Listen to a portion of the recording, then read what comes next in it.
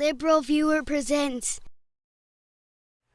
So, welcome to the May 9th edition of LiberalViewer Monday Media Mixup. Thanks for joining me. I'll be using the dozen best, most newsworthy clips I picked out from the Sunday morning news analysis shows from the big five corporate outlets of ABC, NBC, CBS, CNN, and Fox News, the so-called corporate media here in the United States, for which would be interesting, informative, fair use media criticism and political commentary show for you all today. As you can see, my main topic, I've framed the issue the way I think it should be framed. Your right to make decisions about marriage, family, and reproduction gone? And that is the big question that I think is raised by this leaked Supreme Court draft opinion in the Dobbs case that would overrule Roe versus Wade. And I'm going to talk about that for most of the program. That's what was the main topic of all the news coverage. And I think 11 of my 12 clips are on that topic. Well, one is sort of on that topic. The one from Senator Chris Murphy is actually sort of a rebuttal clip or a contrast clip to show the Fox News bias when Bret Baier is giving a softball interview to Lindsey Graham on this topic. I'll also have clips of a clip of House Speaker Nancy Pelosi answering where Democrats been all this time when they could have codified Roe v. Wade into federal legislation. I'll have two former Supreme Court law clerks, one more liberal, one more conservative, debating on NBC News' Meet the Press. And then I'm going to commit my own legal analysis. I will explain the title, Your Right to Make Decisions About Marriage, Family, and Reproduction Gone, because there's a whole bundle of rights that are rolled up in substantive due process, but the right that the Supreme Court looks like is going to take away. And it's not just abortion, and I'll explain that right around when I get to clip 10, where I show those former Supreme Court clerks, Neil Katyal and Jennifer Mascott, arguing back and forth on Meet the Press, which was actually one of the most elucidating of all the segments, I think, on the Sunday shows. But like I said, you have to get all the way to clip 10 to see that, because there's a lot of news summaries and there are newsmaker clips. And as usual, I'm going to start with political comedy. I thought you might like to see how Saturday Night Live's Weekend Update approached the issue. They actually did a cold open that went back to like the 16th century when some of the people that Justice Alito's leaked opinion quoted went all the way back to the 1600s, not the 16th century, and the 1700s, and parodied what the views of those people were in terms of witchcraft and all sorts of stuff. And but I wanted to show you the Weekend Update clips. You can see all of Weekend Update as a single video for free on the Saturday Night Live YouTube channel that I put under sources in the video description, or at least this whole video. And I will talk about these jokes and what I think about them a little more after we watch that first 2 minutes of Saturday Night Live Weekend Update on Saturday together over here. Well, guys, tomorrow is Mother's Day, whether you wanted to be one or not. In an unprecedented move that could cause lasting damage to the Supreme Court, a draft opinion was leaked, which indicates that they intend to overturn Roe v. Wade. So the court is usually careful, but they slipped up just this once, and now they've got to live with it forever. Wow. Sounds really unfair. The opinion was written by Justice Samuel Alito, and he bases his arguments on laws from the 1600s. So it's an outdated opinion from an angry 70-year-old. This shouldn't be a Supreme Court decision. It should just be a Facebook post. The opinion also seems like it was written in a weird conservative bubble. Here's how you know. He quotes his own colleague, Brett Kavanaugh, 6 times, one for each beer in the pack. He even cites Kavanaugh on civil rights, which is like citing Amber Heard on how to make a bed.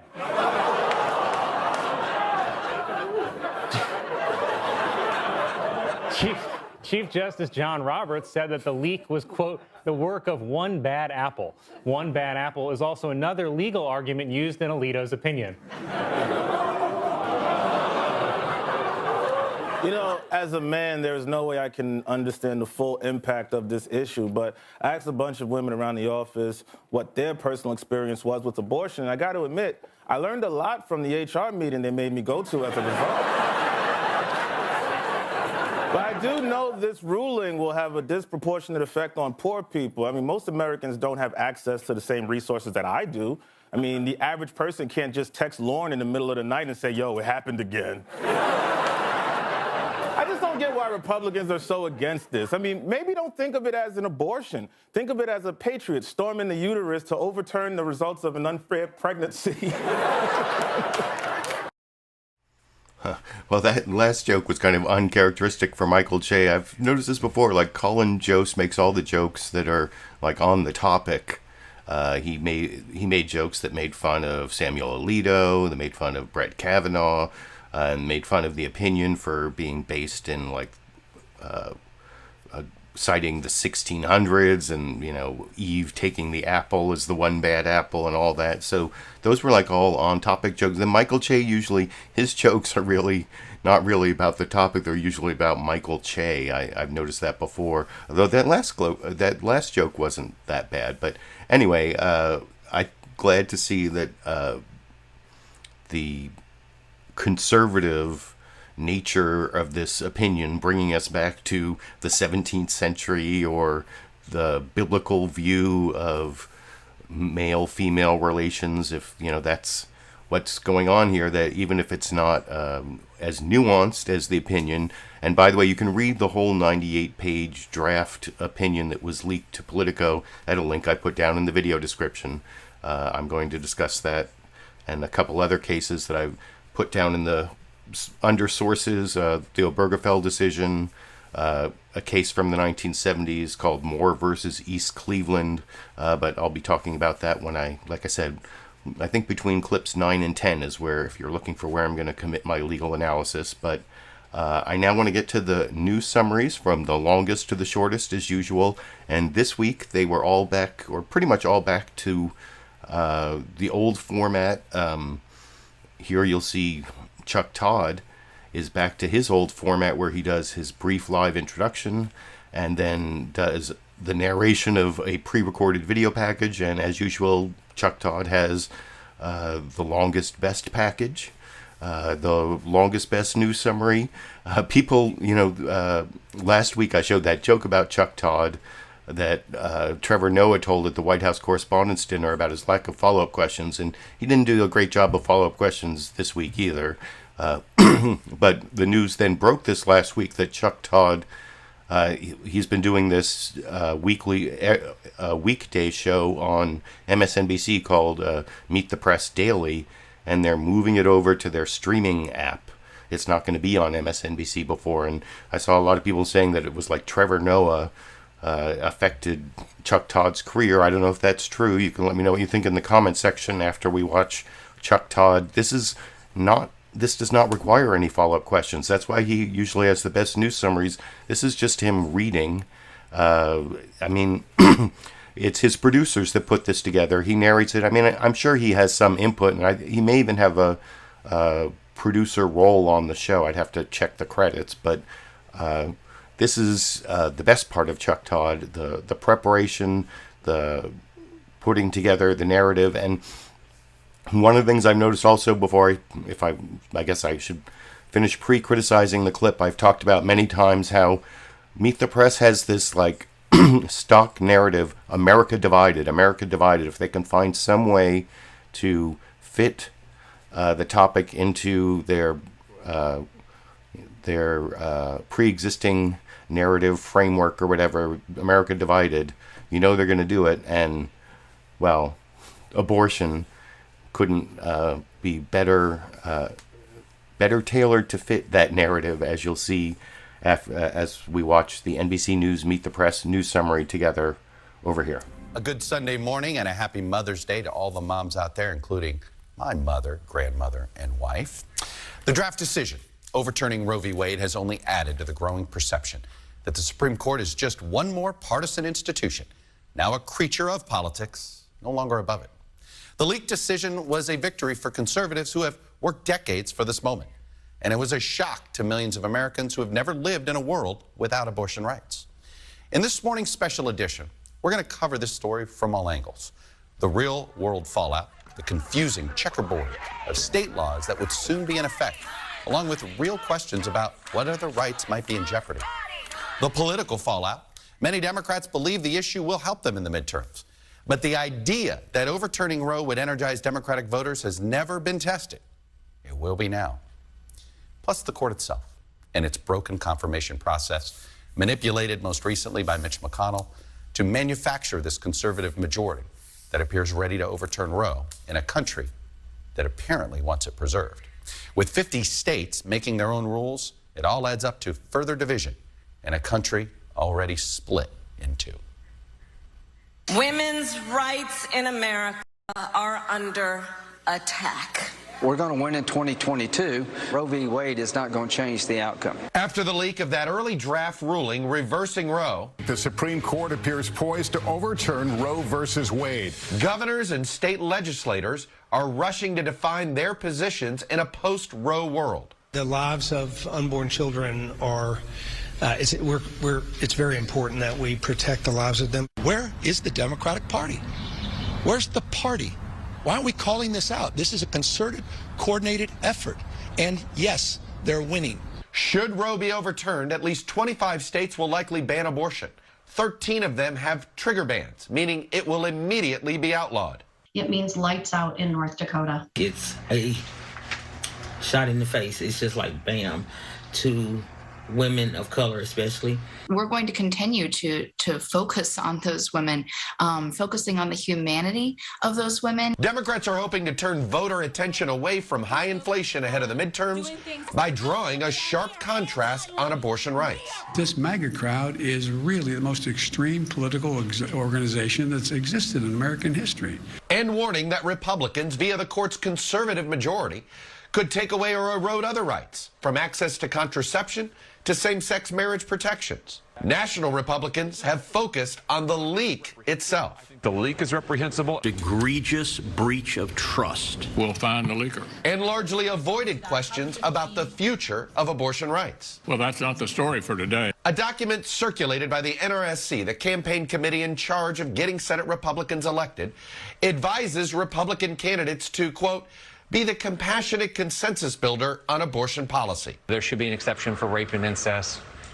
So I think that's where the American public is. Already, Democrats are raising the issue in competitive midterm races, from Michigan to Florida, New Hampshire, Nevada to Wisconsin. I'm at the Supreme Court where it looks like Ron Johnson is going to get exactly what he wants, overturning Roe v. Wade. As both parties try to define each other by their most extreme positions. Would you ever support a ban that does not make exceptions for incest or rape or life-threatening conditions? I support a total ban. Yes, absolutely. Oh, there should not be exceptions. The answer is no. In a recent Pew poll, just 8% of Americans say abortion should be illegal in all cases, without exception. 37% overall say it should be illegal, including those who want exceptions. 61% say it should be legal in all or most cases. Still, though a majority of Americans support Roe, Senate Democrats do not have the votes to codify it in legislation. They expect to take it up and fail to pass it later this week. This is not just one vote and then this issue goes away. You will hear a lot from us through the next months, all the way through November. Mississippi is one of the 13 states with trigger laws that would ban abortion once Roe is overturned. And of course, the draft opinion is about a case in Mississippi. Tate Reeves is the governor of Mississippi, an opponent of abortion. And I'm not going to show you Chuck Todd's interview with Tate Reeves. I am going to show you a clip of Jake Tapper's interview with Tate Reeves, and it didn't matter what the follow-up was. He did not answer. He avoided a lot of questions, the governor of Mississippi there. But before I get to that, I want to finish the news summaries. And like I said, I thought that was the longest and best. There was one clip in there that I found a little biased. They showed Joe Biden talking about how the MAGA crowd is one of the most extreme political movements in history.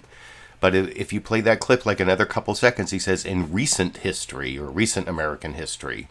That's the kind of thing I'd expect from Fox News. And in fact, I'm going to show that clip again a little bit later in the clip with Bret Baier doing a good cross-examination of Senator Chris Murphy, I guess, compared to his bad cross-examination of Senator Lindsey Graham before that.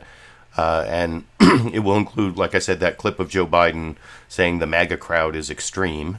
And I guess that's part of the attempt to put together a good message for the midterms. And I think that Chuck Todd was honest there.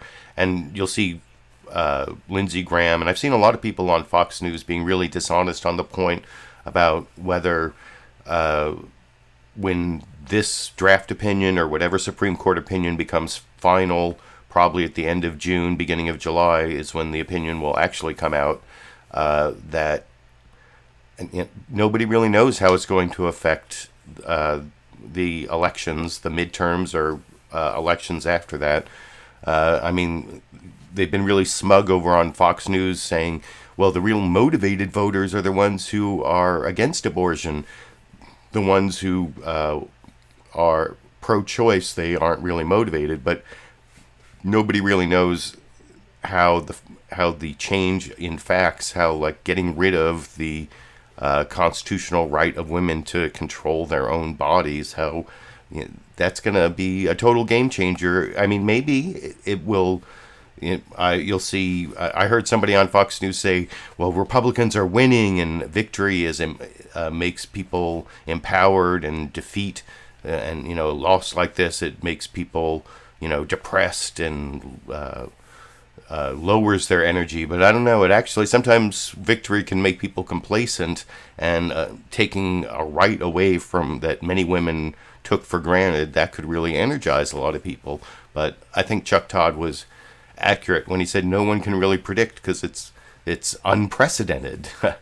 And you saw how Chuck Todd in his news summary there did report on the way Republicans have been focusing on the leak rather than the opinion overturning a constitutionally protected right and the implications of that for millions of women all over the country who were relying on that right. And when we get here to the Fox News Sunday news summary from Bret Baier and Lucas Tomlinson, that they don't report that, they exemplify it. You'll see there's a lot more focus on the leak and the protests rather than the substance.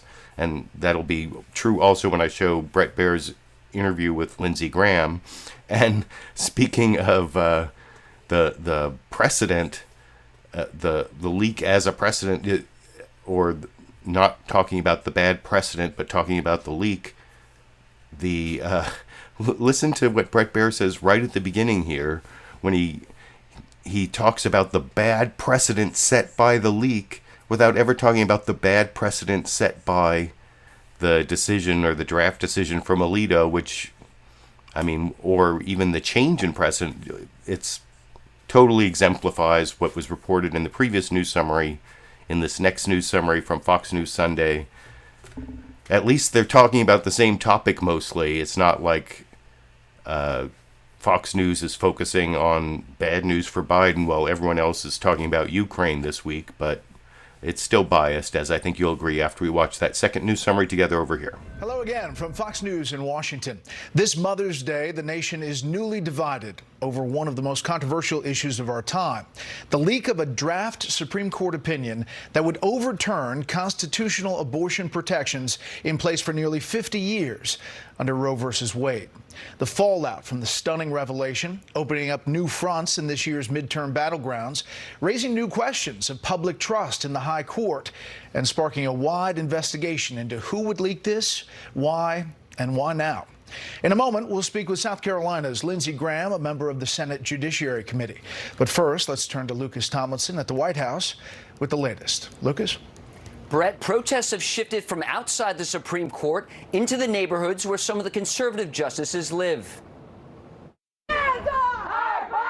Pro-choice advocates gathered near the homes of Justices Brett Kavanaugh and John Roberts, hoping they can change minds. You don't care if people die. But Justice Clarence Thomas saying, quote, "We can't be an institution that can be bullied into giving you just the outcomes you want." This Mother's Day, there are even some calls to protest outside Catholic churches. And Catholic advocacy groups want the Attorney General to make it clear protests at churches would violate federal law. The White House refusing to condemn the leak or the calls for protests. The president would want people's privacy to be respected. The court pressing ahead with an investigation into how the draft ruling was shared with Politico. Lawmakers slamming the breach. Releasing it was an attack against the independence of our federal judiciary. And Democrats planning a vote on whether to codify Roe. Every senator will be held accountable. Reproductive rights will be on the ballot this November. The president seizing the moment to criticize the MAGA movement and to take aim at a Republican tax proposal ahead of the midterm elections. Let me tell you about this ultra MAGA agenda. It's extreme, as most MAGA things are. Right now, Biden getting ready to embark on his first trip to Japan and South Korea as president later this month. Topics will include Russia, China, and North Korea. Brett? Lucas Tomlinson reporting from the White House. Lucas, thanks. Word today from the U.S. Embassy warning Americans in Russia to avoid annual Victory Day celebrations there as tensions over the war in Ukraine grow. Trey Yingst has more live on the ground in Kyiv. Trey. Brett, And for once, Fox News put I guess sometimes they've been putting the Ukraine news second, but they actually put the Ukraine news farther up than a lot of, and there was even the breaking news about First Lady Jill Biden visiting with the First Lady of Ukraine. I can't remember Vladimir Zelensky's wife's name, but Jill Biden actually went into Ukraine. That was kind of a story, but that wasn't even the breaking news for Trey Yingst. It was more about this parade, the May 9th celebration, and that actually is something I talked about for like the last several weeks. You know, a lot of experts were saying that this was the day that about a month ago they were saying this was the day Vladimir Putin was going to try to declare victory in Donbass and the southern part of Ukraine. You know, he's going to consolidate his forces, or maybe, and then after that wasn't happening, some people were saying this was the day he was going to like formally declare war on NATO, or widen the war, or something big was going to happen because today's like victory over Nazi Germany Day in Russia, and turned out like none of that happened. It was kind of a non-story, which makes it kind of more amusing that they're making it breaking news earlier in the program than any of the other news programs on Sunday, when it didn't turn out to be news. And did you notice that they said Joe Biden was calling extreme a tax proposal by Senator Rick Scott, that I think I talked about in the last couple of weeks, the Florida senator who's in charge of getting all the other Republican senators elected, head of the National Republican Senatorial Campaign Committee. And he has this plan that Mitch McConnell doesn't agree with and wished he hadn't put out, that includes raising taxes on the poorest Americans. So like everybody pays some income tax so everyone has skin in the game or whatever. That's like his rationale. But that, you notice they call it a tax proposal. You think if it were a Democrat and not a Republican, Fox News would call it a tax proposal and not call it a huge tax increase, because that's what it is. It's a huge tax increase on like 70 million Americans or something like that. That's one of the things that Biden was complaining about, but that somehow never made it into the Fox News Sunday report or the program anywhere on Sunday. I think the ABC This Week with George Stephanopoulos, all the rest of these news summaries are, this one's the longest, around 90 seconds. The other two are closer to a minute. I'll just go through them fairly quickly. I pre-criticized the other two clips. Here's ABC with Martha Raddatz before going to their legal expert that I won't show at the end of this clip. Good morning and welcome to This Week. As we come on the air this Mother's Day, millions of women across America are bracing for the rollback of abortion rights after the bombshell leak revealing a majority of the Supreme Court supports overturning Roe v. Wade. Since the court established that the Constitution protects a woman's right to an abortion, no issue has animated and divided our political system more than the landmark precedent. Across 5 decades, 10 presidential administrations, 23 Supreme Court justices, and countless legal battles, this nation has fiercely debated the promise and the limits of that constitutional right. But as conservatives have solidified their hold on the Supreme Court after years of heated confirmation battles, the fervent activism by the anti-abortion rights movement appears on the cusp of a major victory. And while the source of the leak remains unclear, it's all but certain if the ruling holds, many states will immediately ban the procedure, the intense debates will grow stronger, and the nation's divisions ever wider. Our legal team is standing by to analyze all the fallout. Senior national correspondent Terry Moran leads us off. And Terry, this may be just a... So, yeah, there you go. That I thought, I mean, it was a decent news summary for being 90 seconds. It didn't have all the details you saw in the NBC News Meet the Press news summary, but it wasn't all biased towards the leak and the left-wing reaction that you saw from Fox News. And now we can compare that over to the CNN State of the Union news summary. Oh, by the way, I saw, I was reading the live comments earlier, and first I saw that Matthew gave me a Super Chat contribution, which of course I really appreciate. That makes it seem all the more worthwhile that I put in the 8 to 10 hours worth of work to put on this live stream that otherwise doesn't really earn much revenue. Although I also enjoy doing it, or at least most weeks I do. This week I kind of wanted to talk about this topic. And then I also saw Matthew was guessing what the State of the Union this week is. I don't know if that was just an opinion as to what the State of the Union is this week, or you were guessing what Jake Tapper was going to say the State of the Union is, because that's something that Jake Tapper has been doing ever since he took over the program, that he starts off the program saying, what is the State of the Union this week? And I saw Matthew guessed the State of the Union is divided, if that was a guess, but no, that's... I think actually Jake Tapper, what he said is more accurate, at least more accurate in terms of what I'm seeing from this leaked draft opinion. And I will talk about that a little more after we watch Jake Tapper's telling you what the State of the Union this week is over here. Good morning. I'm Jake Tapper in Washington, where the State of our Union is on the brink of a very different America. The nation is still reacting to this unprecedented leak from the U.S. Supreme Court revealing a draft majority opinion on a Mississippi abortion case that would overrule the landmark 1973 ruling Roe v. Wade. The majority draft was written by Justice Samuel Alito and supported by 4 other justices, according to Politico, which obtained the draft and broke the story.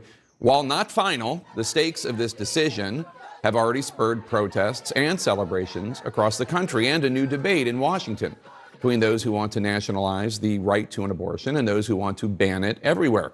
New CNN polling shows a vast majority of the public, 2/3, do not support overturning Roe v. Wade, but so much remains unclear what the final decision will actually be, what will happen in each state if the constitutional right to abortion is removed, if the Supreme Court overturns Roe. Right now, there are 19 states that had abortion bans on the books before Roe was decided, or have passed so-called trigger laws that will ban abortion and snap into place if Roe is overturned. So let's begin with the governor of the state at the center of this Supreme Court case, Republican Tate Reeves of Mississippi. Governor Reeves. And like I said, I will have a brief clip, or I will have a clip of Jake Tapper's cross-examination of Tate Reeves, and I will actually criticize one of the things that Jake Tapper says in that clip, but I agree with him that in terms of what is the State of the Union, that we are on the brink of a very different America, and not just because women who relied on the ability to control their own bodies, if they get pregnant accidentally or unexpectedly, or I see people are talking about rape and incest a lot in the comment section, and that's one of the things about the Mississippi trigger laws. It doesn't even have an incest exception, which Tate Reeves wouldn't explain or take any responsibility for, because he wasn't governor back when in 2007, although he was like treasurer and then lieutenant governor, which is something Jake Tapper points out in a different clip or a different part of the Tate Reeves interview than the one I decided to take a clip from. But definitely a very different America, especially when it's not just your right to abortion, it's also the right to make intimate, private decisions about marriage, family, and reproduction, which is really what the bundle of rights that are going away are all about. And by the way, I thought I said it was in between clip 9 and 10. It's actually between 10 and 11 that I will commit my legal analysis, between the Nancy Pelosi clip and the former Supreme Court clerk clip. But let's finish up the news summaries. The shortest one, under a minute. CBS News, Face the Nation, Margaret Brennan, starting off the program over here. Good morning and welcome to Face the Nation. It has been a turbulent week across the country as one of the most esteemed institutions in our government, the Supreme Court, experienced something that happens all the time here in Washington, the leak of a document to the media. But this leak was explosive. Not only does it draw into question the sanctity of the court, but if the draft opinion written by Justice Samuel Alito holds, Roe versus Wade may be overturned early this summer. Currently, abortion access is federally protected up to the point of viability. If overturned, abortion could become illegal or significantly restricted in 23 states. Republicans have been reserved in their reaction, but Democrats are furious. And we go now to the top Democrat in Congress, House Speaker Nancy Pelosi. And I will have like a 5.5 minute clip of Nancy Pelosi talking both about why Democrats haven't already codified Roe versus Wade into federal law, so that federal law would protect a woman's right to choose even if the Supreme Court overturned it. Because since 1973, Democrats have had lots of chances. And then she also talks about future legislative strategies, but I don't know, none of it sounds all that promising.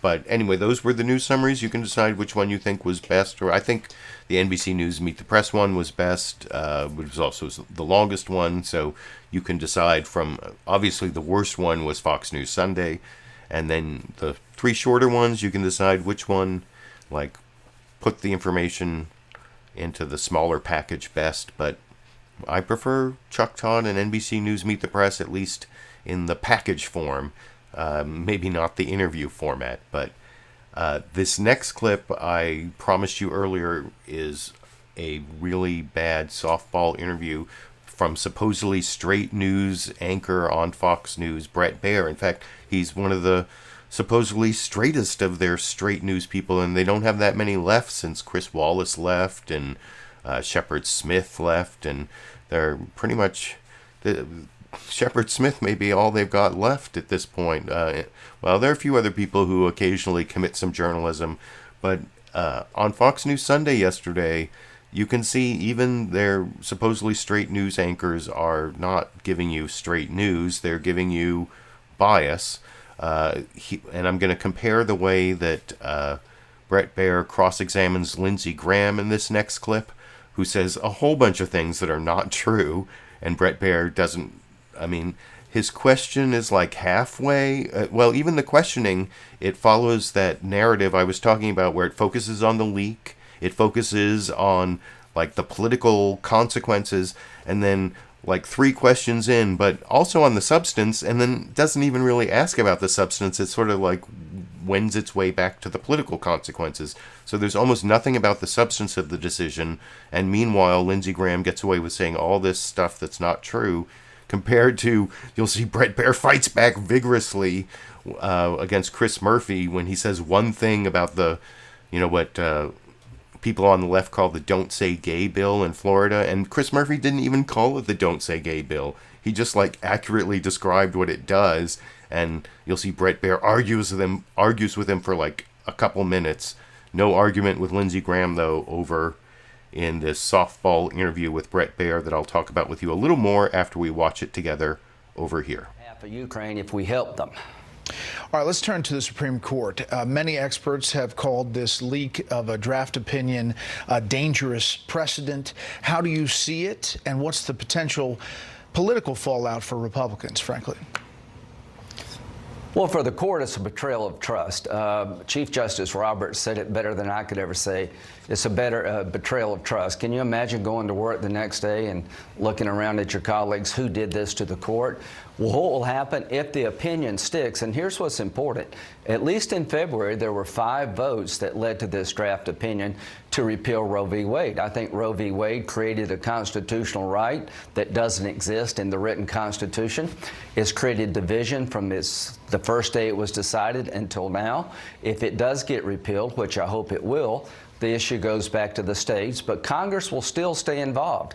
My Democratic friends are trying to pass a law Wednesday that will allow abortion right up to the day before the baby's delivered.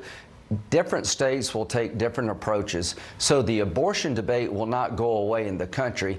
It will be decided by the people, not a handful of judges. But will abortion now galvanize the left as it has for the right politically? Do you fear that heading into the midterms? Single-issue voters seldom decide the outcome of an election. Enthusiasm's important, but here's what I would say. Elected officials, elected by the people, now have a say about abortion, first time since 1973. That process will move forward. I don't believe it's going to change the outcome of the 2022 elections at all. When you go to the grocery store and when you go to a gas station, that's going to remind you the incompetency of the Biden administration. When you look at the southern border, this is not going to take people's eyes off of rocket inflation, broken border, insecure America. Just on the substance of the ruling, if it turns out to be what this draft opinion suggests, some senators are now openly questioning whether they were misled in the confirmation hearings. Here is Justice Kavanaugh, and you did some of that questioning in his confirmation hearing. Take a listen. It's settled as a precedent of the Supreme Court entitled to respect under principles of stare decisis. And one of the important things to keep in mind about Roe v. Wade is that it has been reaffirmed many times. And this is from Senator Susan Collins this week. If this leaked draft opinion is the final decision and this reporting is accurate, it would be completely inconsistent with what Justice Gorsuch and Justice Kavanaugh said in their hearings and in our meetings in my office. What do you say to that? Well, you cut off my questioning because I asked Judge Kavanaugh, would you consider challenges to Roe v. Wade? Would you listen to both sides? You would apply the doctrine of stare decisis, but would you shut the party trying to overturn the decision out? This has not been well accepted by the public. The public has been divided since 1973. Ask your next guest, who's a good friend. Does he want the court to reconsider Citizens versus United regarding campaign finance laws? Would he welcome a revisiting of the Heller decision where the court said the Second Amendment was a personal right? So my liberal friends don't mind the court overturning decisions they don't like. They very much are against overturning decisions that they agree with. So you can't bargain your way into getting onto the court. So any senator who tries to bargain with a nominee, will you uphold the case I like or overturn the ones I don't, is really doing a disservice to the court. What about, again, I'm going back to the politics, but Senate Minority Leader Mitch McConnell saying that it is possible that a federal ban on abortions could happen? Well, Wednesday, we're going to take a vote by Senator Schumer, is insisting we vote, to legalize abortion to the day before birth. That would become the law of the land, but they don't have the votes for it. I have a bill that would outlaw abortion at 20 weeks. We're one of 7 nations in the world that allow abortion on demand at 20 weeks, the 5th month in pregnancy. So Congress will continue to debate this issue. The states will finally have control over this. And here's the one common theme. If you don't like the outcome of the abortion debate, now you can kick people out of office who actually vote. Before, you were shut out. You had no avenue. 5 judges, 6 judges judges, 7 judges, determine when life begins and how it ends, and I think that was wrong from the start. Now, finally, elected officials have a say about life and the conditions of an abortion. I think that's the way it should be. Senator Graham, thank you. Always good to talk with you.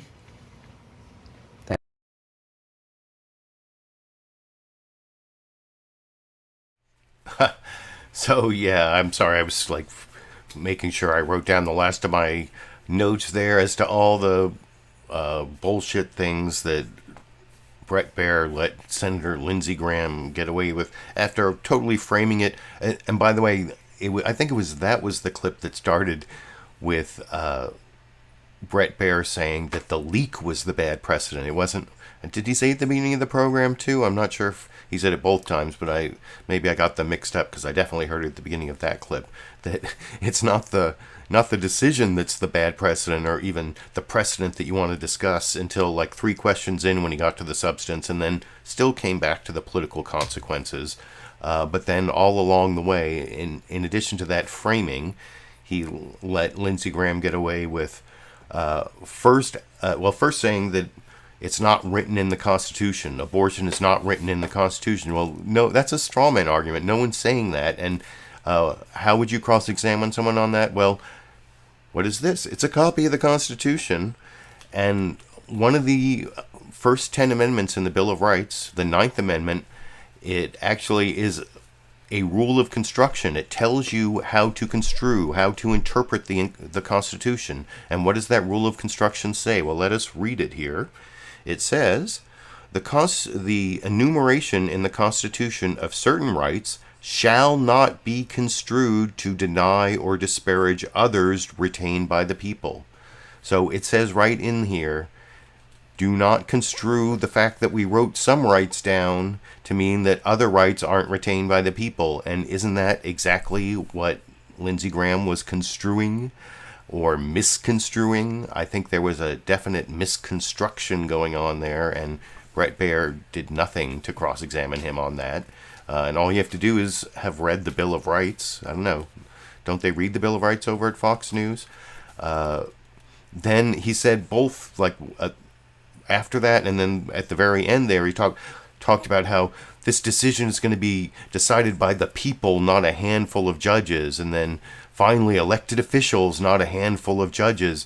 Well, this is something that should be decided by people individually. If it's such like a controversial decision, why should the government decide and not the individual, especially the individual who has the potential life growing inside of them, the person who is pregnant and who probably feels the most attachment to the pregnancy of anyone and has the most information about the individual circumstances. Let that person talk to their doctor and make that the best decision for each individual. Isn't that's better than elected officials, politicians? He likes to call them elected officials, but they're really just politicians. That's better than judges or politicians. It should be the individual, and of course no cross-examination on that. He showed the Kavanaugh clip and asked the question, you're one of the swing votes to get Kavanaugh on the court was Susan Collins, and she's saying she was misled, and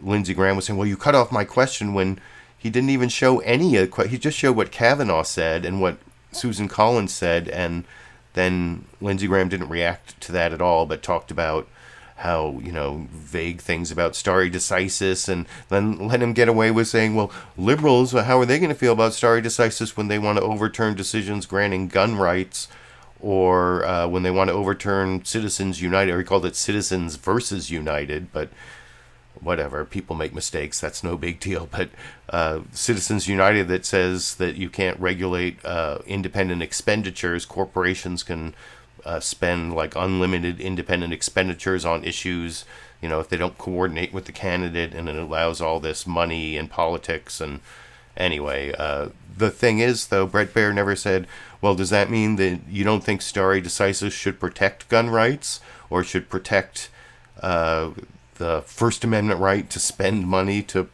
affect elections that Republicans believe in? No cross-examination on that either. So Anyway, those were some of the things that Bret Baier let Senator Lindsey Graham get away with saying that were not true in that last segment. But the thing is, Bret Baier does know how to cross-examine, and that's why I'm showing you this next clip, which is a little bit off topic, although it is about Republican extremism and how the MAGA crowd is extreme. And this is the clip I said where Fox News does a better job than the Meet the Press news summary, because they show the whole Joe Biden quote where he says, most extreme in American history, and then it's like recent American history or something like that. You'll see the whole clip here. But notice what happens when Chris Murphy talks about what a lot of people call the Don't Say Gay bill in Florida. And the thing is, he doesn't say don't say gay, which is the thing that gets them all upset on Fox News. He knows he's on Fox News, and so he accurately describes what the bill does. And Bret Baier still vociferously argues with him. You want to tell your kids about sexual identity in kindergarten? And remember what I said, was it last week, the week before? I was talking about how I went and studied the actual data. The reason why the American Academy of Pediatrics is supportive of gender affirming care and transgender care, and even helping kids as young as this kindergarten to third grade age understand different gender identities, is because that's when most people who have gender dysphoria or transgender or whatever you want to call it, that's when they recognize that they're different from everybody else, when they go to kindergarten or first grade or in those early years, and everyone's split up into the boys and girls and they don't feel like they fit in their group. That was something I learned when I went to this gender spectrum conference several years ago. And this is both from scientific study and also from the life stories of people looking back on their childhood. So there's a lot of that. So anyway, that is an important context to understand this argument, I think, between Bret Baier and Chris Murphy. Chris Murphy, the senator from Connecticut, doesn't go as far as I'm going, but everything he says is completely accurate, and Bret Baier just cannot take it. And where is this vociferous cross-examination in the last clip? Nowhere. Anyway, I've over-introduced it, and I'll talk about it a little more after we watch it together over here. This week, the president criticized some of the potential policies floated by Senator Rick Scott. He called them MAGA, and he talked about the MAGA movement, Make America Great Again movement. Take a listen. This MAGA crowd is really the most extreme political organization that's existed in American history, in recent American history. You agree with that statement and that effort politically? I mean, it has echoes of categorizing a whole bunch of people a certain way. I mean, I am very concerned about the sort of very quick, hateful, divisive turn that the Republican Party has taken. This effort in Florida to sort of target gay kids in schools, I just think is mean-spirited and something that I had not seen from the Republican Party when I first started out in politics 20 years ago. Well, hold on, I'm going to interrupt you. Yeah. To target gay kids in schools? I mean, the bill is about not talking about sexual identity from K through third grade.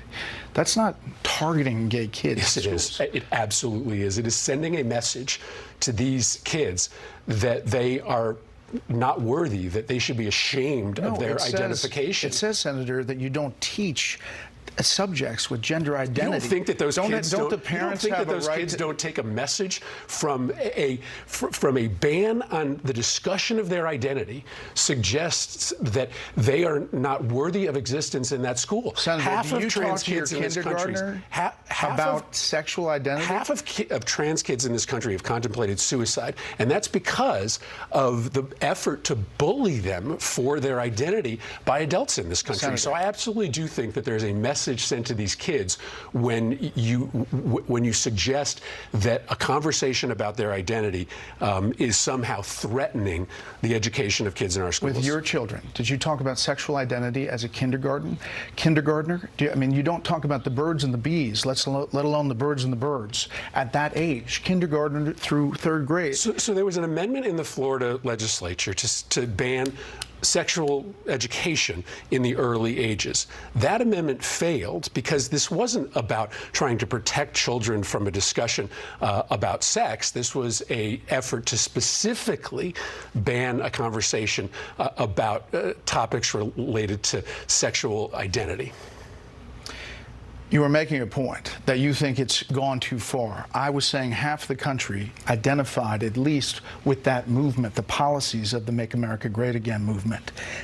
And you think that that's a good, winning thing for the president to be doing politically heading into the midterms? Well, again, I just have seen this turn in the Republican Party where they are not willing to support protections for our democracy.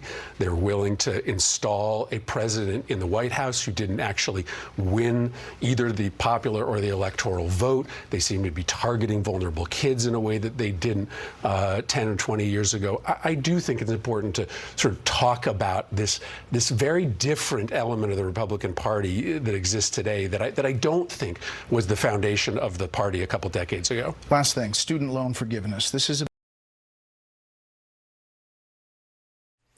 So I think I proved my point there that and kudos to Chris Murphy for not giving up on his point, which was accurate, and you saw Bret Baier had to give up on his attempt to deluge him with the Fox News talking points.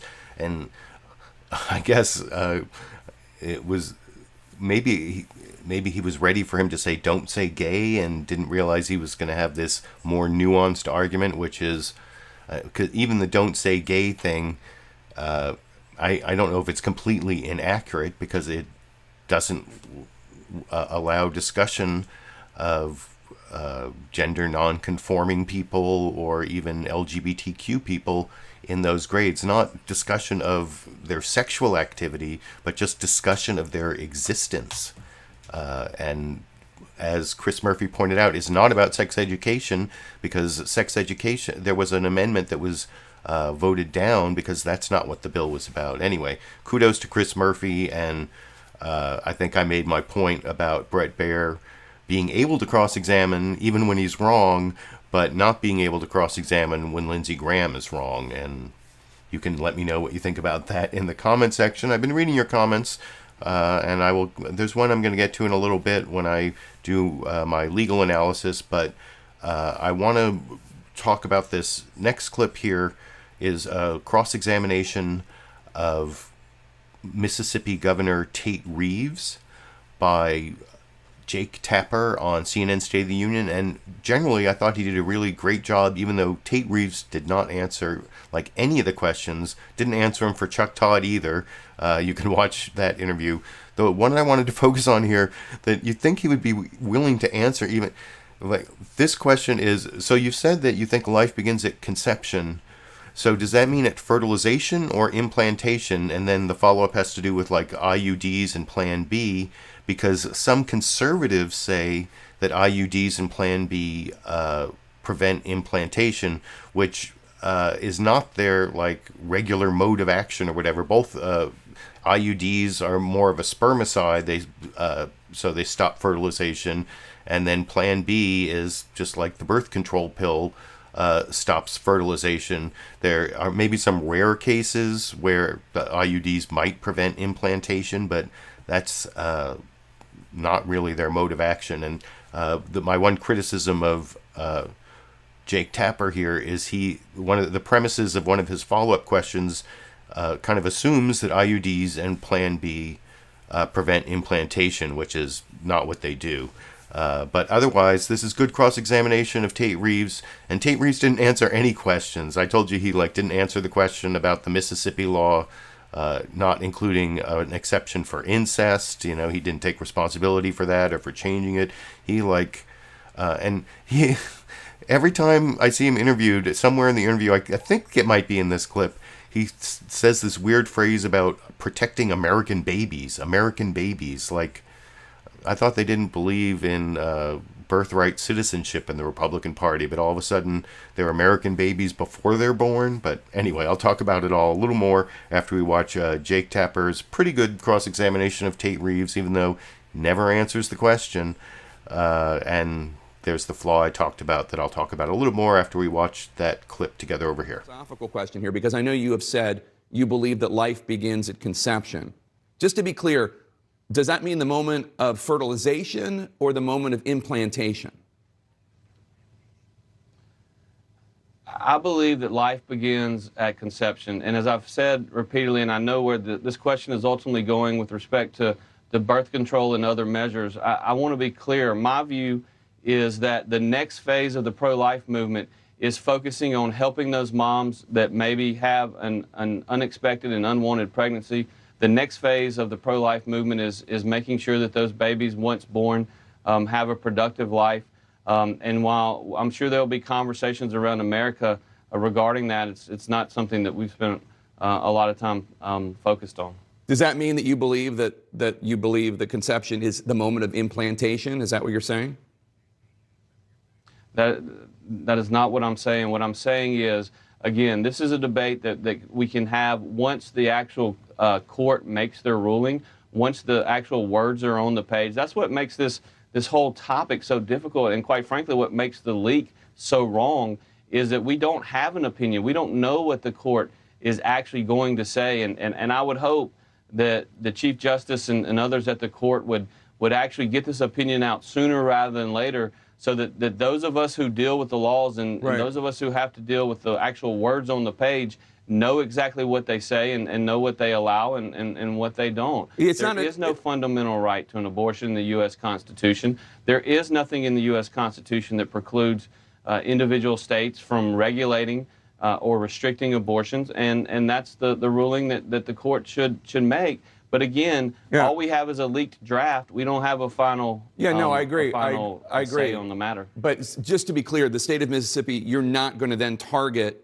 IUD or Plan B, which are methods of birth control that might not allow a fertilized egg to be implanted. And this is not a theoretical construct. This is not the state of Louisiana, which I recognize is a neighboring state, not your state. I mean, they're talking about not only criminally charging girls and women who get abortions as being committing homicide, but they're also talking about defining the moment of conception as fertilization, which would theoretically, if this were to become the law of Louisiana, and it is not yet, mean that murder, if you use an IUD, you are committing murder theoretically. So it's not, I'm not making this up. These are the conversations going on in legislatures in your area. But so just to be clear, you have no intention of seeking to ban IUDs or Plan B? That is not what we're focused on at this time. We're focused on looking at see what the court allows for. The bill that is before the court is a 15-week ban. We believe that the overturning of Roe is the correct decision by the court, and so in Mississippi we don't have laws on the books that would lead to arresting individuals or anything along those lines. You mean not arresting girls or women, but you would arrest doctors? Well, certainly, I don't think that that you're going to see doctors performing abortions if we have a state statute which says that they are not allowable, except for those exceptions that we've mentioned earlier. So one of the other topics that people talk about, legal experts. So, yeah, he goes on to ask about marriage equality, whether same-sex marriage might be taken away. And earlier, he actually asked Tate Reeves, the governor of Mississippi, about what I saw some of you talking about, including Lulu Girl there, who gave me a super chat contribution. Thanks for that. Talking about the poverty rate, the infant mortality rate, the death in childbirth rate, and the lack of all sorts of child care. There was even a question about not extending postnatal care. Actually, both Chuck Todd and Jake Tapper asked Tate Reeves about that. And he has this like stupid answer. I think I showed, it was almost the same answer when he was asked about this. I showed a Tate Reeves clip back around the time this case was argued, where he says, well, you know, I came into office and whenever it was, just a few years back, you know, and with saying, I'm not going to hide the problems anymore, and we're working on them, and we've been working on them, and we're doing all these things to work on them, and we're working, whatever. But it's true, Mississippi is like 50th, like at the total bottom in a whole bunch of stats, and I saw a discussion of that in the comments, and also I saw a discussion of what I was saying before I showed the clip. He did not answer one damn question, not one damn question that Jake Tapper asked there.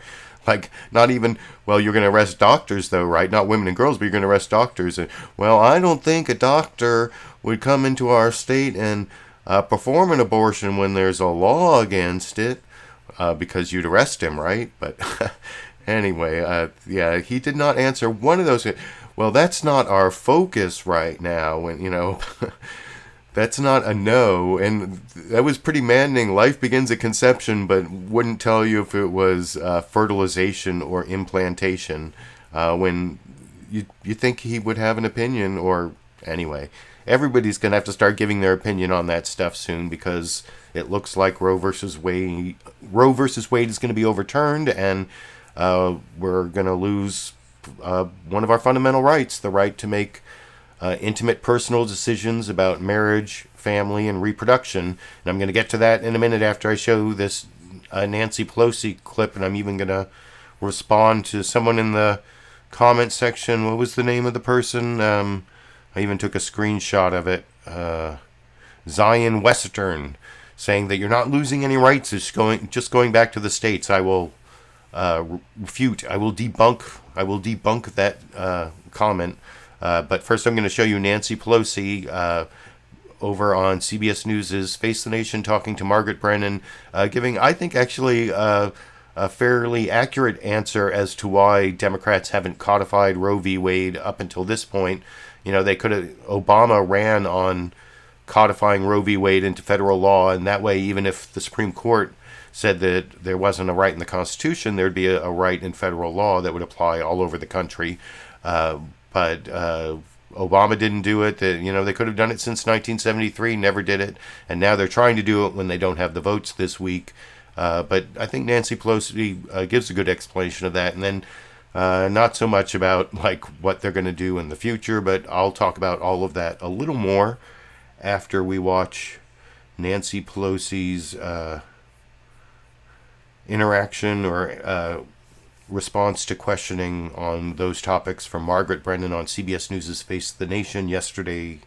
Together over here. Madam Speaker, I want to talk to you, of course, about abortion. California's Governor Gavin Newsom said Democrats have failed to target Republicans on this issue. Here's what he had to say. Where is the Democratic Party? Where's the party? Why aren't we calling this out? This is a concerted, coordinated effort. And yes, they're winning. We need to stand up. Where's the counteroffensive? Madam Speaker, why were pro-abortion rights Democrats outmaneuvered? I have no idea. The fact is that we have been fighting for a woman's right to choose, and that is to choose.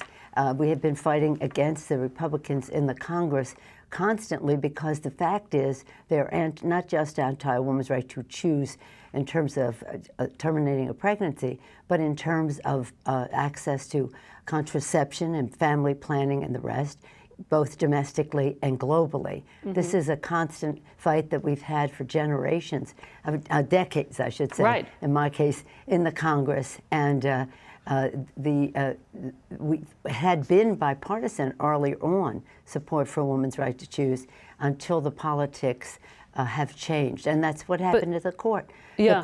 The science hasn't changed, but the court changed, and therefore they're deciding that it will be different. I have no idea why anybody would make that statement unless they were unaware of the fight that has been going on.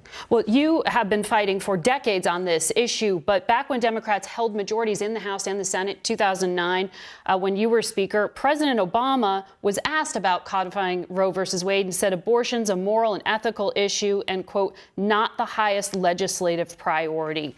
Do you think it was a mistake for him, for other presidents, not to push harder when Democrats had the majority? If I just may, the focus we have right now is an urgent one in order to try to improve this, what we're calling it, fake or draft decision, whatever it is. I think that this is a waste of time. The fact is, in 2009, we really did not have a pro-choice Democratic Party.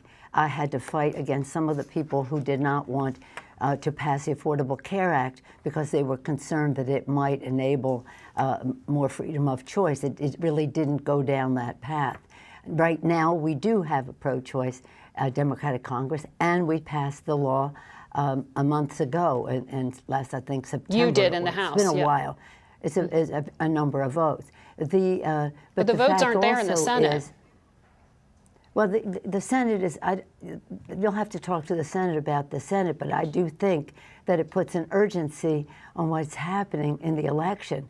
One or two more senators could sweep back the filibuster rule for this purpose, and then women would have a right to choose. This is about something so serious and so personal and so disrespectful of women. Here we are on Mother's Day, a week where the court has slapped women in the face in terms of disrespect for their judgment about the size and timing of their families. So the fact is, let's keep our eye on the ball. The ball is in the court. Those justices, one of them at least said over and over again that the precedent has been established again and again on Roe v. Wade, and that was. So this decision is about being anti-precedent and anti-privacy, and has serious ramifications as we go down this path. And it has to be softened. I don't think there's a good outcome, but there's a better outcome as far as this is concerned. In terms and again, let's just be prayerful about this. This is about respect for privacy. What's next? What's next? Marriage equality. What's next? Do you need to write bills to enshrine those things? Those things you just said you're concerned about. Do you need bills to enshrine those now? Birth control access? The things you think might be next. Do you need to legislate to enshrine those in law right now to protect them if you think the court may overturn? What is really interesting, Margaret, about this is for decades I've been trying to say to my Republican friends and women who care about a woman's right to choose, who contribute to Planned Parenthood and all of those organizations, you can't do that and expect, you've got to weigh in with your own party on this. Barbara Bush, early on, Republicans were very much about family planning and respect for women. So the thing is that most people always thought that this debate in the Congress was about the termination of a pregnancy. But it wasn't. My Republican colleagues have said to me on occasion, we're not for any family planning domestically or globally, because I was trying to get them to support us on some global family planning issues. We're not for any of it. And most people don't know that. And we don't want to be, this is a fact. This is a fact. That's what they believe. But given their beliefs. Given the urgent. And you can watch that entire interview with Nancy Pelosi at the link under sources to the CBS News Face the Nation YouTube channel. That's where that link goes. And you can watch the whole program pretty much split into segments, including that entire interview where you'll see Nancy Pelosi respond to the next question there is about whether they should be working to do a slimmed down version of codifying Roe that gets a couple Republican votes, because that's the thing. That's one of the things she's talking about. The parties still aren't completely split pro-life and pro-choice. There are two pro-life Democrats in the 50-50 Senate. There's Joe Manchin, that he's West Virginia, who's always like a spoiler on all sorts of stuff. We've been talking about him for the whole Biden administration, how he may be the most powerful person in Washington. And then there's Senator Bob Casey, Pennsylvania, also pro-life. But then there are like two pro-choice Republicans, Lisa Murkowski of Alaska, and then the infamous Susan Collins of Maine, who talking about earlier, and who it now feels like she was misled by Kavanaugh. But I think I made a video how the entire how Kavanaugh lied his way onto the Supreme Court, having to do with his drinking at Yale and the allegations from Debbie Ramirez about what happened at a party at Yale. But I'm not going to go off into that whole thing. Today is not the day, because there's too much else to talk about. Because I promised that I would commit legal analysis, I would explain my title, and this is the spot to do that. I want to explain why your right to make intimate, private decisions about marriage, family, and reproduction is on the chopping block. And that's because this is a right, it's a long-standing right. It actually goes back to like the 1920s. And I want to show you a case from just after Roe. This is, I think, 1977. This is one of the cases that upholds the bundle of rights that let you make these personal decisions, this private sphere where the government can't interfere. It comes from the 14th Amendment. And that's the thing. Let me talk about, I guess I'll start off with this comment from Zion Western that I saw in the live comments here.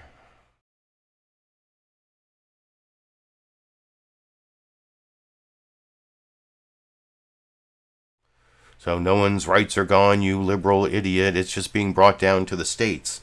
Well, what does it say in the 14th Amendment? Have you read the 14th Amendment, Zion Western here? The 14th Amendment says no state shall deprive, this is what it says in the 14th Amendment, that no state shall deprive any person of life, liberty, or property without due process of law.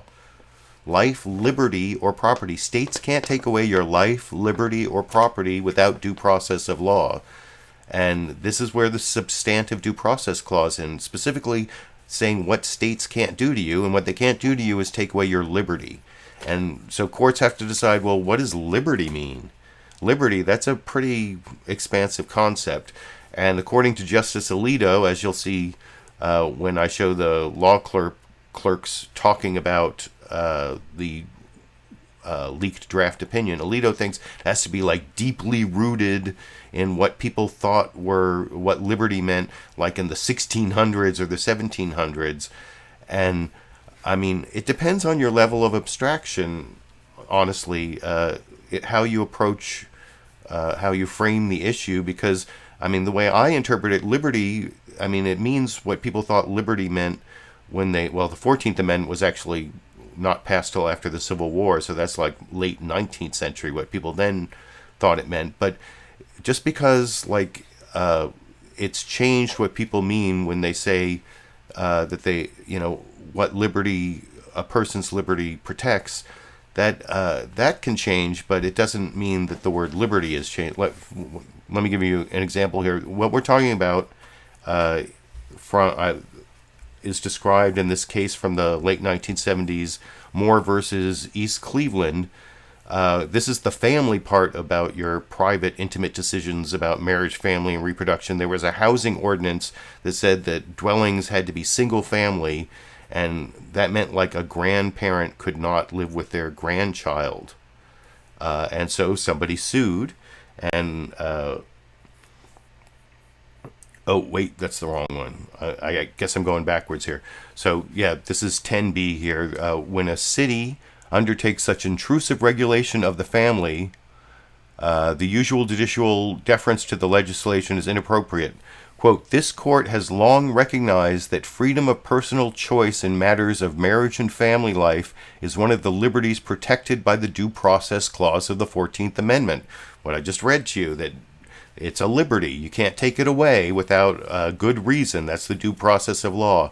And then it cites a whole bunch of cases here, including Roe v. Wade, which had been decided a couple years earlier. But a host of cases tracing their lineage to Mayer versus Nebraska, 1923, and Peirce versus Society of Sisters, which is 1925, have consistently acknowledged a private realm of family life which the state cannot enter. And there's a whole list of cases here. There you can see Wisconsin versus Yoder, which talks about raising your children. Griswold versus Connecticut's on that long string quote. That's the one that gives married couples the right to buy contraception.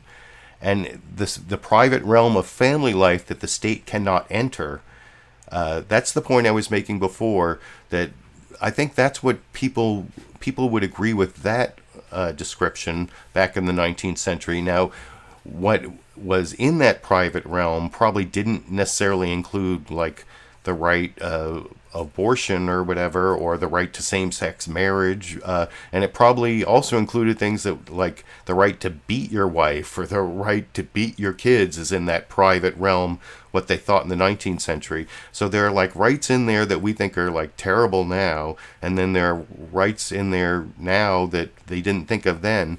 That's the thing that I think can change based on our evolving society that tolerates or that uplifts the rights of individuals, but I think that liberty means that people are supposed to have this private realm that states going. Remember, it doesn't matter if it goes back to the states, because it's in the 14th Amendment that states can't take away your liberty. And if you have a liberty to control this private realm, then it's in the Constitution, if you believe that's what liberty means. So that's where it's written in the Constitution, and just because it's not written as abortion doesn't mean it's not in there. That's what substantive due process is. Now, before I show you the law clerks arguing about this, the one other screenshot I want to show you is from Justice Alito's dissent in Obergefell, because a lot of people have said, well, and in fact, the leaked Alito draft opinion says this only applies to abortion, but abortion is the right that is not rooted in deeply rooted in our history or whatever. But what is it that Alito said about Obergefell in his dissent? I put a link down in. By the way, you can look at the other case I talked about, Moore versus East Cleveland, at a link I put down under sources. And then you can also see the Obergefell decision on the Supreme Court site, where you have to scroll all the way to the bottom to see Alito's dissent, but includes this paragraph here. This paragraph here. This is what he said about the right to same-sex marriage in his dissent in Obergefell. To prevent 5 unelected justices from imposing their personal vision of liberty on the American people, the court has held that liberty under the Due Process Clause should be understood to protect only those rights that are deeply rooted in the nation's histories and traditions. It's beyond dispute that the right to same-sex marriage is not among those rights. And then he talks about it was first upheld in 2003 by the Massachusetts Supreme Judicial Court. That was the first state to even allow same-sex marriage, so it can't be deeply rooted. So I showed you that just to point out that even though Alito's draft opinion overturning Roe v. Wade says it only applies to abortion, the exact same argument about deeply rooted in our tradition, that's what he said about same-sex marriage in Obergefell. And with that long introduction, now I'm going to show you the 2 former Supreme Court law clerks, one Neil Kochel, who was also acting Solicitor General at one point, and then Jennifer Mascott, who clerked for Supreme Court Justice Clarence Thomas and then clerked for Brett Kavanaugh when he was a district court judge, or an appellate, a D.C. Circuit Court judge, I think.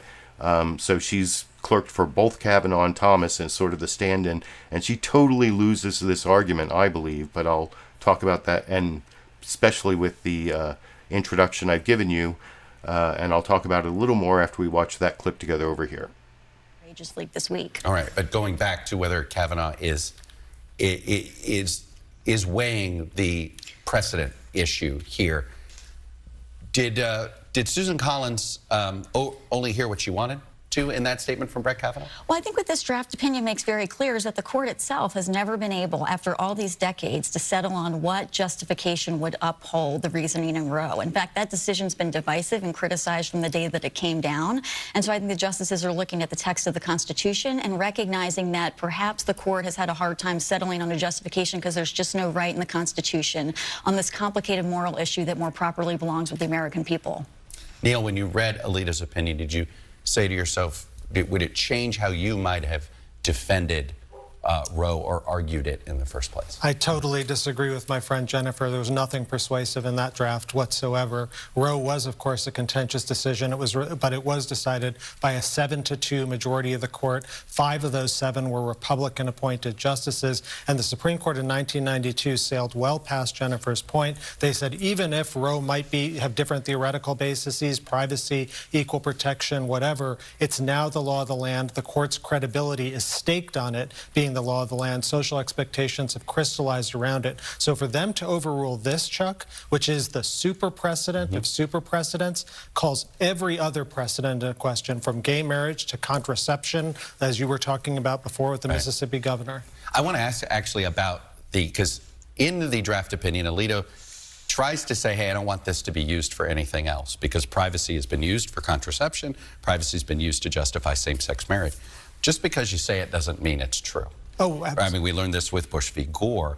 So why shouldn't folks who are in same-sex marriages be why shouldn't they be nervous right now? Unfortunately, I think they have to be nervous right now. It's the rationale that the court, that Justice Alito used in the draft opinion. If that draft opinion rationale stays the law of the land, it says basically the right has to be historically rooted in the deep traditions of the people. That is not, I think, a test that gay marriage would meet if you have that kind of, really harsh reading. And it does reflect a, underlying conception that some justices on this court, pretend to be talking about the original intent of the Constitution, and they are anything but when it comes to striking down the Voting Rights Act. They make up the doctrine when they call corporations people. They make up the doctrine. It's not in the text of the Constitution. Jennifer, why should folks who are in same-sex marriages be comforted by what Alito wrote in the draft opinion? Chuck, with respect, Neil, I think yours is just flat wrong. And I think President Biden's remarks just this week show why. Even he acknowledged that we've got complicated questions here involving a child that makes this case fundamentally different from any other issue. We have another human life at issue. These are complicated questions the American people feel strongly about. And the language that Neil's quoting, deeply rooted, comes from a 1997 opinion that itself was quoting opinions back to the 1930s. This is nothing new. This is an unprecedented issue, unique of its kind. And I think it's quite telling that the instant this draft was leaked, people started talking about other questions, not this one, as if this opinion itself really is not all that objectionable. You don't believe that this is getting rid of a right to privacy, that basically is saying there's no right to privacy in the Constitution? I don't think that this opinion says that more generally, because it's focused on the right of an interest of the child. And essentially here, the court is actually doing an admirable thing, I think, in the draft opinion, and taking itself out of the seat of power and leaving decisions up to the American people. Neil, where does this go? Does the Supreme Court going to hear more abortion cases, assuming they do overturn Roe for now in perpetuity? I think they will. And the idea that this draft is going to return things to the people, I think, is just ludicrous. I mean, I'd feel a lot better if the Republican Party wasn't a party built on basically keeping the voters away from the polls and the like. You can't preach the language of democracy on Monday and then on the other 6 days of the week try and take it away from the American people. And so, yes, Chuck, I think whatever the court does here, there's going to be abortion case after abortion case. Your guest just a moment ago discussed things like contraception. Right. Louisiana's banning IUDs and the like. So absolutely, they're in the thick of it. All right, I literally have to go. Do you expect this opinion to change much from the draft opinion? Not at all. I respect the justices. They will not be intimidated. And what do you expect? I can't predict that one at all. This is unprecedented. You think it's possible they rehear the case, don't you? Oh, I do. I think they could rehear the case, and I also would never count the Chief Justice out. His vote didn't matter in December, but it might matter now. Rehearing would be a disaster, a disaster. Neil Katyal, Jennifer Mascott, thank you both for being here. So, I don't know. I think I pretty much gave my analysis regarding what they were talking about in that clip, but I don't know, I'm biased in terms of what I believe in terms of constitutional interpretation, but at least from my bias, that was a very polite, very respectful, brutal beatdown in which Neil Katyal just totally destroyed Jennifer Mascott. But I don't know, it's kind of hard to to reconcile the two halves of that last sentence, but it was polite and respectful, but it was a brutal beatdown. That's what I'm saying. And you can let me know what you think in the comment section on that. There was an interesting topic that Chuck Todd brought up there at the end about rehearing the case. I hadn't even heard that, but I guess Neil Katyal brought that up. I guess that might be a way that the Supreme Court could try to restore some of their integrity after this unprecedented leak.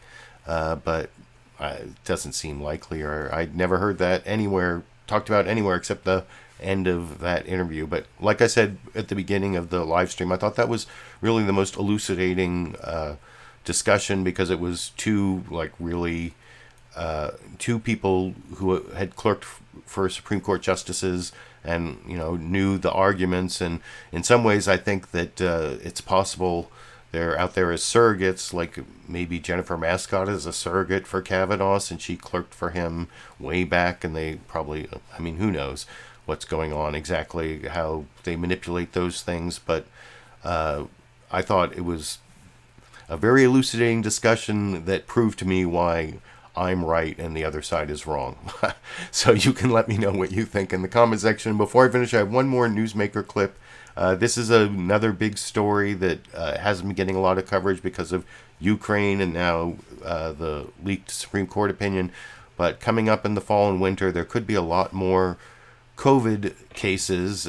We may not be done with this pandemic, even though we seem to be done with all the countermeasures for the pandemic. And that was talked about briefly by the COVID coordinator for the White House, Dr. Ashish Jha, with Martha Raddatz. I wanted to end the program because this could also be a very big story that didn't get a lot of coverage. And so that's the last newsmaker clip.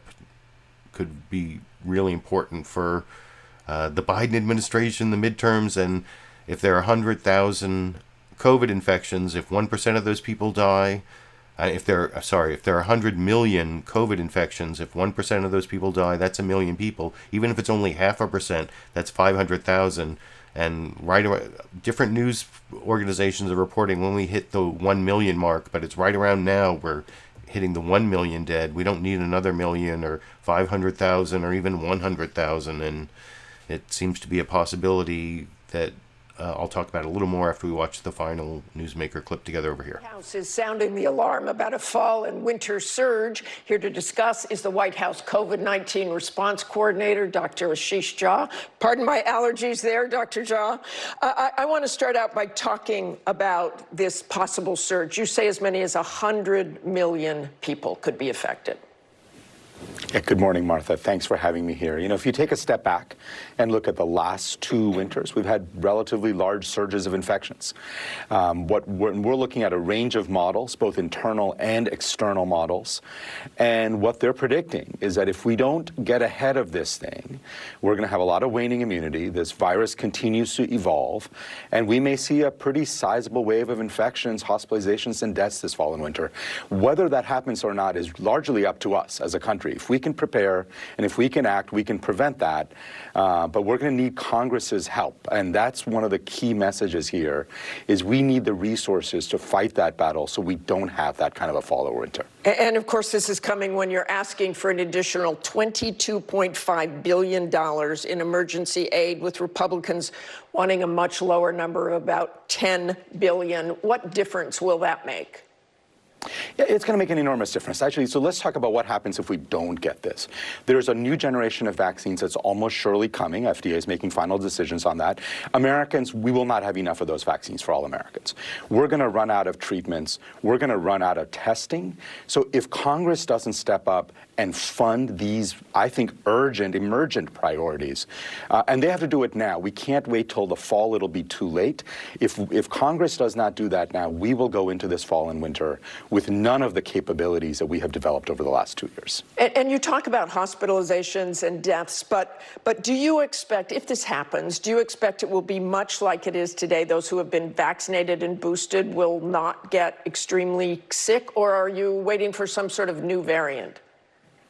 Yeah, all of the models we're looking at assume no new major variant, right? We assume that this virus will continue to evolve as we have seen it evolve, and we're basing it on that. That said, what we know is, for instance, that we've seen a surge of infections here in the Northeast. We've not seen a huge spike in deaths because the population is so well vaccinated and boosted. That's not true for the whole country. So we've got to continue plugging away at getting more people vaccinated and boosted. We've got to get more therapeutics in place. If we have the resources to do all of that, I do think we can get through this winter without a lot of suffering and death. And right now, only Americans over 50. So I don't know. That seemed a little bit grim, especially because what he was basically saying there is, as long as Congress and the American people act responsibly, we can avoid these harsh consequences. But what are the odds that Congress and the American people are going to act responsibly?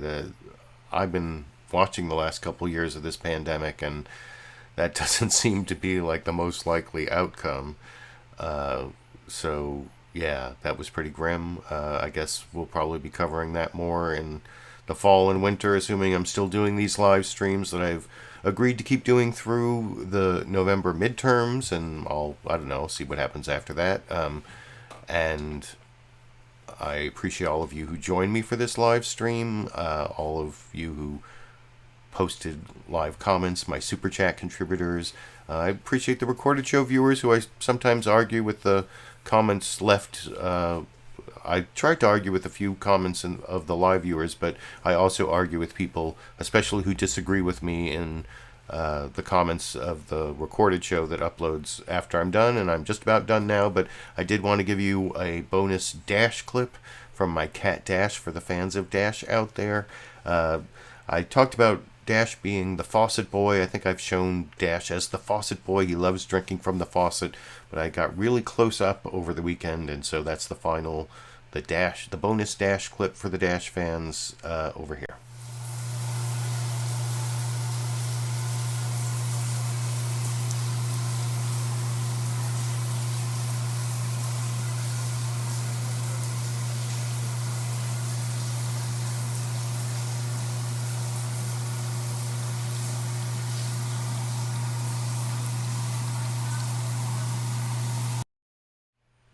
And there you go. I'll see you next Monday, unless I have some other reason to do a live stream or upload some other video. And every Monday through the November midterms. Thanks for joining me.